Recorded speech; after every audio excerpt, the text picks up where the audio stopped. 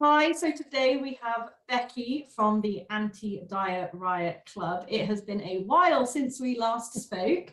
Becky crowdfunded with us back in 2019, in the summer of 2019. We're filming this in winter and I miss the summer a lot. Becky, if you want to just introduce what is Anti Diet Riot Club and also what did you crowdfund for? So Anti Diet Riot Club is a rebel community. That's how we like to describe ourselves. We're a social enterprise that gives support to people who really struggle with or have struggled with diet cycling, body image issues, and body shame, and try and teach, educate, inspire them to accept their body as it is now. We do a lot of campaigning and content creation, like sort of trying to fight back against diet culture and dangerous body ideals, as well as fat phobia. And we do that through running lots of events and workshops. We also have an online membership community where we host loads of different meetups and sharing circles and kind of peer support groups throughout the month. And we have a big Instagram platform where we share a lot of like content for free around all the stuff surrounding body justice. And we crowdfunded in 2019, which was like so long ago, to build the Anti Diet Riot bus, which was essentially our aim was to take some of the workshops and meetups and events that we were running in London, because that's where I'm based, and take them around the country to try and reach people who, you know, haven't been able to come to any of our events, or to who maybe aren't aware of the kind of anti-diet movement, and to raise awareness, because we think it's really like a really liberating concept. And can really help people who've been dieting their whole lives, or really struggle with weight stigma, and with looking after their well-being from a non-weight focused perspective.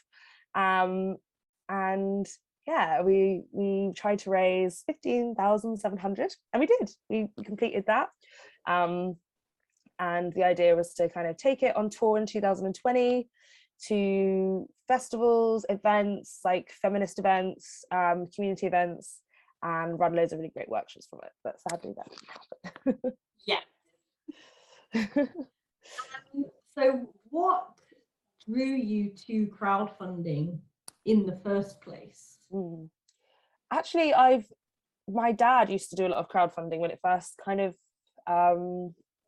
became popular and really took off, and so he was a huge fan and had always talked to me about like the power of crowdsourcing lots of different things. But I think for me it made sense because it was essentially a way of, we sell tickets for events all the time, and I've been an event promoter and programmer since I left university, mainly in music. So for me, it didn't feel so different from what I knew. It just was almost like raising the money before rather than, afterwards, and or like sort of during. And I think because we have had a big community already on social media, it seemed like a really great way to harness that. Obviously, not all followers convert into people who are going to invest or to donate, which is something we realized quickly. But it felt like the really suitable thing for us because we wanted to make people feel a part of all the campaigns that we wanted to do. And especially, I think that people around like the country could really get behind it, because hopefully we'll be able to like join them to make them excited about it. Also, obviously, we were offered I was part of the business launch program, the BLP in Southwark, and they partnered with you to run an accelerator course, and so it kind of fell into my lap in that way at the perfect time, and so I was really excited about it. That's really cool. And you said there about how you have your online community and you kind of had that beforehand, and you had been selling the tickets to events and everything. Yeah.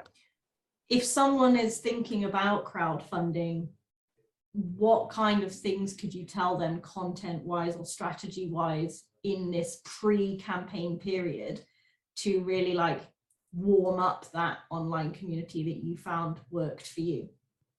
I think that one of the things that we've learned through it and in the kind of lead up to it was trying to get them to engage with like polls and almost speak to each other. So Instagram is not like a forum in the way that Facebook is, but I think you can encourage conversations and discussions and ask lots of questions, even on a simple feed post, and get people to almost like give each other advice and support and connect with each other. Also, we think, you know, using any surveys or polls, competitions, that kind of thing, that get people like just used to like influencing what we're doing and vice versa, and so that there's that kind of like relationship. I think the idea, like people say community a lot when they talk about marketing and you know, and crowdfunding and stuff, and I think that like that can be used a bit frivolously, and if the people aren't engaging with each other and with you, and like you're not having conversations, like actual conversations one-on-one, in like, you know, whether it be private messages, emails, or as like a collective, then I'm not sure like if you can really call it community. It's just they just follow if it feels a bit more transactional. So yeah, trying to build trust and a sense of like friendship and connection is really important. And I think also on the idea of trust is like making sure that you fulfill things that like consistency when you're creating content, and if you're like going to do it, if you say you're going to do it, then do it and deliver on time. And I think that just kind of makes people feel really comfortable, and you're not like kind of holding off for it to go wrong, or say things go wrong, but I think people just like build that trust and belief in you a bit more, which is also a really important part of the community, I think. Yeah. You had 264 supporters on your crowdfunding campaign. Was that what you expected? Was that a surprise? How did it feel being kind of like held accountable to that many people? And then obviously like with COVID and not being able to take the tour into reality, how did you cope with that? I think that it was a big surprise how many people got involved, but very welcome, because I kind of knew the magnitude of what we were asking in terms of the target that we were trying to raise. It was a lot. It was considerably more than the people who were in the other people in the accelerator program were trying to raise. So it kind of seemed like a big feat. And we also were really massively helped by NatWest Backhoe Business, who sort of match funded 5,000. So that really, really helped get us towards that target. I think that we probably would have needed double that amount of people in order to raise that much. So that was kind of saved us in a way. I think being held accountable to those people is something that's like seems daunting, but I'm really grateful for it. Like I think like these people who are contributing, donating and supporting us are the exact reason why we run Anti Diet Riot Club and who we run it for. So it feels good to have them invested in it, even if I am cautious about disappointing them. That's not a nice feeling. I'm such a people pleaser as well, so it really activates that part of me. But yeah, I think it's good in a way because it's still something we want to do, and we feel tied to that in a way of that trust that we built with them, and I think they trust us that it's not something that we would abandon, and that when we do it, it's going to be great. And that's kind of how we're like talking about it. And to be fair, we haven't communicated a lot in the past few months around it, so it's be interesting to see what people's responses are when we finally announce plans to take it on tour, to raise more funding, which is something we're going to need to do as well, which is complicates it, and where we want to go and things. I think people would still be just really excited about it, but you never know. Perhaps people are going to be like, oh, it's been 3 years, this should have happened before. But I think with COVID, everyone should understand. So many things have been pushed back, and we did not want the bus to be some sort of super spreader. It's the exact opposite. Exactly, that's good. And so you got the money, you bought the bus, and you've converted the bus. So the bus is how much % ready to go and just waiting? I'd say the bus was about 90% ready to go. It's now probably around 75% ready to go because we need to replace the battery because it's been sat there. Yeah. So that's really standard with big vehicles, especially if it's been sat there for like it will have been 3 winters. That's a lot for a old van to take. So yeah, it's fully converted, all the seats are taken out, really amazing panels are laid down, seating was like new banquette seating was added, it was painted. So the last thing is just to be branded on the outside, and we're gonna get a few artists involved in that.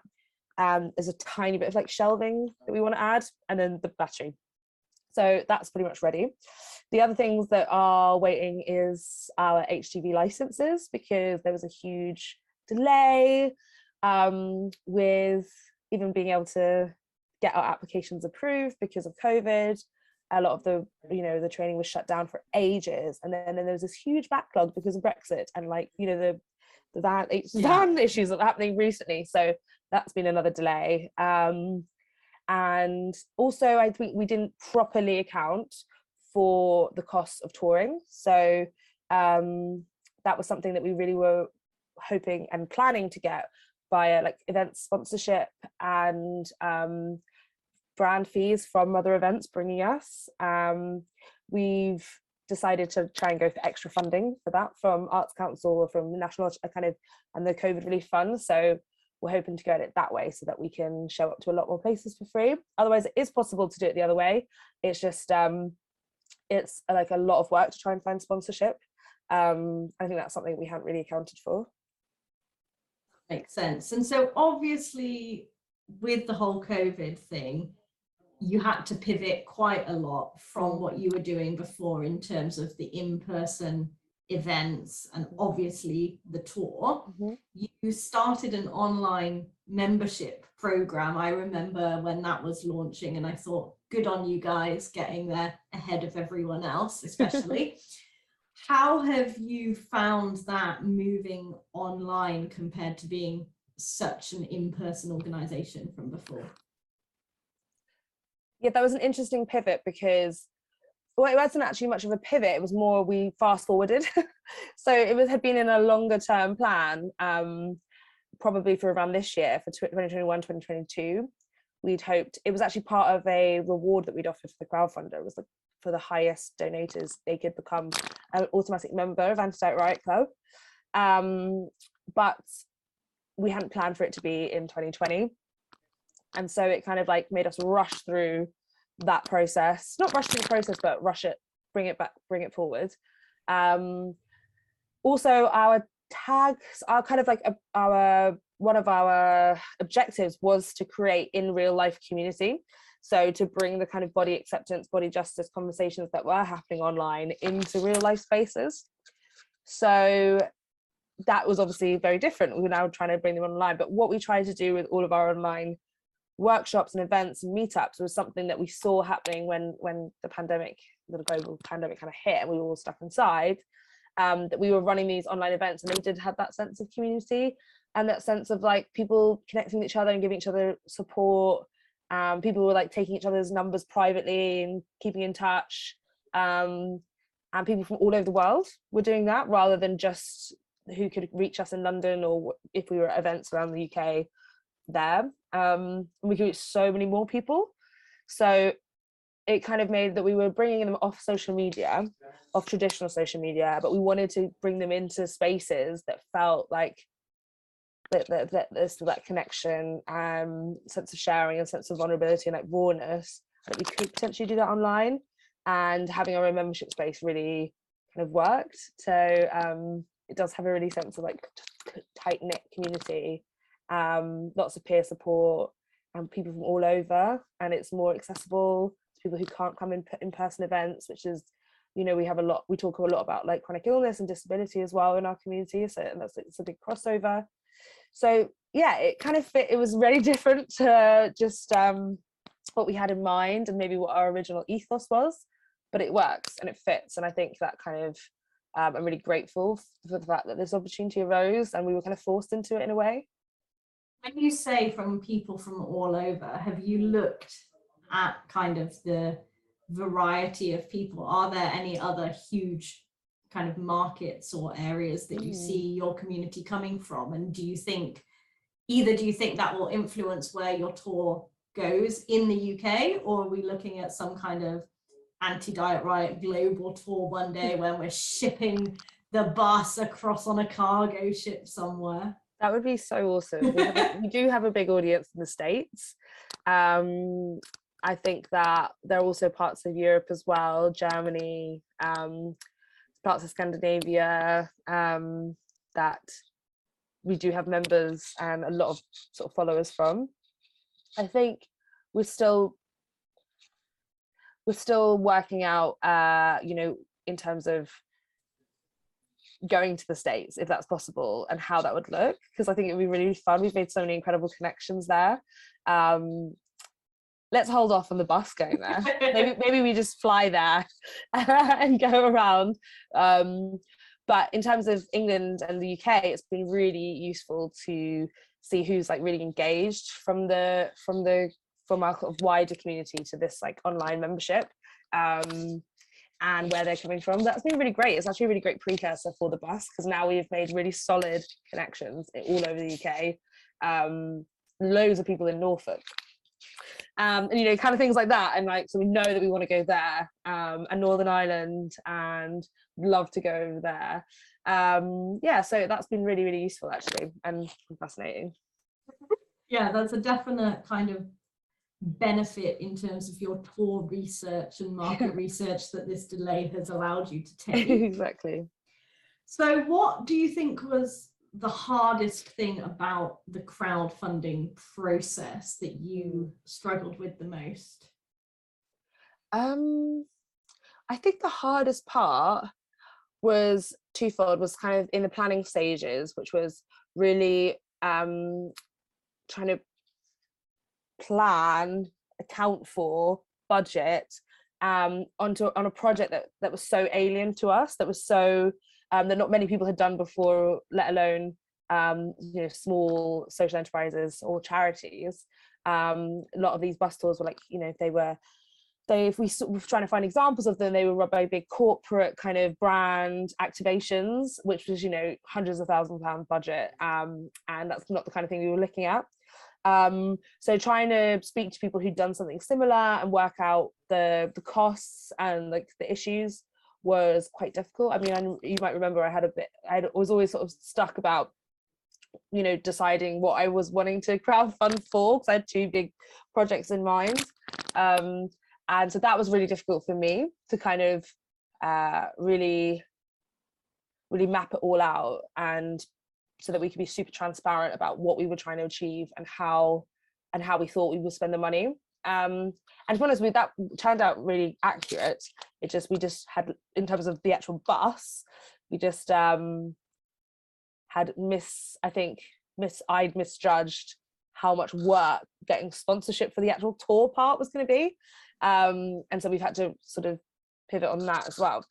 I think during, the hardest part is that lull that happens in the middle of the campaign, where it feels like nothing is moving and you sort of start to panic and get a bit desperate. Yeah. I was lucky that I had a lot of networks and a lot of people that I reached out to, and not too much shame about doing that. I thought it was kind of awkward at first, but it just, you know, once I'd kind of reached out to everyone that I knew and done it once, you know, I felt like, you know, I tried my best, and I'd really tried to harness the people that I knew and had been friends with and had made connections with, and there was no bad feelings from them towards me doing that. So yeah, I kind of got over that side of myself very quickly, and plus I was desperate. No, I think actually what happened was that I learned a lot from the fact that there is this big lull in the middle of any launch or any sort of sales period, and that at the beginning and the end is like where all the excitement is. So it's just hard when you're in it. Yeah, definitely. Yeah. Was there anything that you particularly enjoyed that you maybe didn't think you would enjoy, or that you found surprising or good about the campaign, the crowdfunding? Yeah, I think the learnings that I got from how I want to engage with my community, like how I want to get them involved, how I want to get them excited, and how I want to make them trust me. The learnings about the launch, which has helped me in so many different types of launches since, with the membership or with new events and stuff like that. You know, it's really it was like an amazing was it baptism of fire. And definitely a good way to describe crowdfunding. Yeah, I think it is. You know, there's things that will stick with me forever that I learned from that period. I think we also had to do a lot of maturing as a sort of small organization pretty quickly, which has helped us now move on from that and progress, you know, becoming a proper limited social enterprise, rebranding so that we can align with companies who maybe weren't comfortable with our massive middle finger as a logo before. So NatWest gave us funding, but they are, as a family focused organization, we had to kind of like shift that for them, and it's actually really helped us in like since then, moving away from that original logo, which was amazing, but didn't quite allow us to plan some of the things like, you know, doing corporate workshops, or maybe, you know, going into colleges or schools in the future, things like that we were actually part of a longer term business plan, or, you know, plan for us, and now we can probably do that. And also I think generally just the kind of learnings around marketing, and how I wanted to do that in a way that didn't feel like coercive and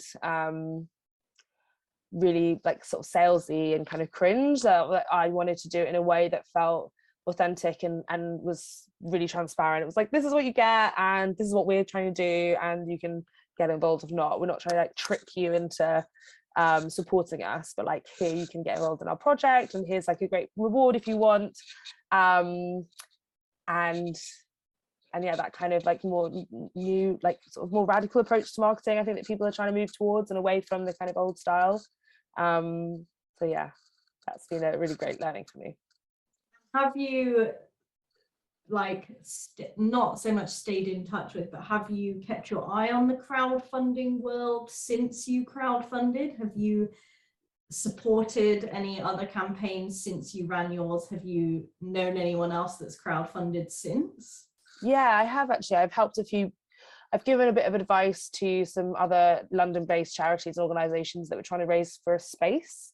Because obviously ours was like kind of like having a space as well, because we were trying to get a bus. I also, at the same time that I was doing the official Anti Diet Riot Club crowdfunder, my friend got in a huge accident in Thailand, in Bali, and on his motorcycle, and had to have like loads of surgeries. We've flown home, and it was like, you know, he almost died, and we raised like £20,000 for him as well at the same time, so that was really good. And whenever I see crowdfunders now, I'm super impressed, and like I sort of bow down to anyone that wants to do it. So I've supported quite a lot of them since. And again, some of my friends, you know, I feel quite confident in being able to like give little bits of advice to people who they come to me. Thanks to you, Jess.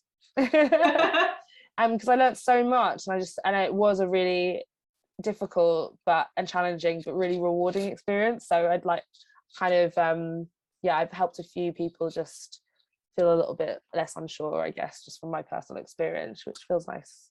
That's good. I'm glad that the crowdfunding knowledge and expertise that's dissipated out. Yeah, I mean, probably it's watered down and absolutely changed. You know, I don't think I'm delivering it quite as good as you, but little things that I can really recall that have stuck with me, I've passed on, and I think that's nice knowledge to be able to gift to people. Yeah, definitely. Yeah. I'm always like, and just go get Jess, because she'll save you. Go speak to Jess. When you're feeling really low, just yeah. need to go speak to Jess now. Yeah. And so if people are thinking about crowdfunding, but either they're not starting the process yet, or at that very early stage, what kind of like top 3 tips that you could tell them that's going to prepare them for the next however many months of their life? A top tip, I think, is like, you know, spend quite a substantial amount of time planning for different eventualities, for different having different contingency plans and contingency amounts of money, and to acknowledge the amount of work and time that you're going to have to put into this project. And we also do need to factor in some staffing costs for that as well. I think that's something we forget about a lot. But if you're able to, and it's not too much, or if it's something that could maybe, if it's an event that's going to take you out for 2 weeks from your normal job, then you probably, or even longer, then you probably need to account for that. We always forget to pay ourselves, or to be able to just even support ourselves. And if the project can't go ahead without you being able to do that, then it makes the whole thing defunct, kind of thing. I think also, we had COVID and pandemic, and hopefully that won't come around again, but there are other things that can happen that can maybe be planned for or foreseen in some way, or at least having a bit contingency amount in case. And also, I think one thing is to really think about what rewards you're offering, and the time and staff and hours it will take to do that as well. That's something I'm really glad that we planned for, because it did take up a lot of time and require extra costs and postage, etc. And I think also to really plan out in a way that can help you when you're going through it, to sort of almost like batch create, is the email content and some of the comms, because that's something that we really didn't do. And so it meant we were on the back foot a little bit. And if I was to do it again, I would just have a lot of that all set to go before we even launched. Because once you're in it, you just want to be talking to people and making connections and reaching out in ways that aren't just like you stuck behind a computer, like writing copy and planning this comms, because it does take up a lot of time. And it's so much easier when it's just all done and automated. And bringing other people that can help you with that. There's amazing copywriters out there. There's amazing people who can support on writing if it feels like too much work. But definitely before you launch, try and get a lot of that pre-made. Just because the experience can be really fun. I think if you're just loads of people just get really excited and reach out and want to offer either their sort of connections or ideas or collaborations, and a lot of things can come for it. But if your door's just shut because you're just too busy on the back foot trying to get the basics done, that can be a real obstacle. Yeah, I think that's so important, especially what you said on that last one, that people will reach out to you to provide their time, their expertise, their contacts, if they're passionate about it too. If it's something like what you're doing, where there is a huge community out there of people so passionate about it, people want to help. And like you said, you don't want to be too tired to respond, or too annoyed or angry in the world to respond, or too busy to respond. Yeah, you don't want that to be a missed opportunity. And I think a lot of people forget about that. I think a lot of people just remember that you need help, but they forget that people out there also want to help you and loosen your stress on it too. So if you can delegate some stuff, it'll definitely ease out. am the worst at delegation. I basically did this whole thing on my own with a little bit of help from Harry. But it was mainly my project, and I learned that I'm just terrible at it. So it's been I'm still learning how to really be able to rely on other people. And now me and Harry work way closer together, and that's really great, because it's so good to have someone who you're accountable to, who you can bounce ideas around with, who you can rely on when you're feeling overwhelmed. But I didn't have that then, so I think it's been I realized, okay, this needs an actual team. This baby needs a village to raise it, not just mama. Exactly. Well, thank you so much for sharing all of those insights. I think that loads of people are going to find it hugely valuable. Oh, hopefully. I mean, we haven't even fulfilled ours yet, so let's come back to this when we have. We will. And so I'm going to put the link to the project page on the video, so people can go check out the rewards, go check out everything that you do. But is there any other website, social media that you want me to link people to so they can stay in contact? Yeah, definitely check out antidietriot.community, because that's the page for our online membership, and so it's got a lot of explanation around you know, what you get every month, and all the ways you can get involved. That'd be a nice thing to check out. Great, I will put that there. Well, have a good rest of your day, and I will speak to you soon. And hopefully at one point I will see you guys in real life with the bus in whatever city it happens. Absolutely, we'll do a hula hooping session. Yes, we will. Great. Okay, bye. Bye.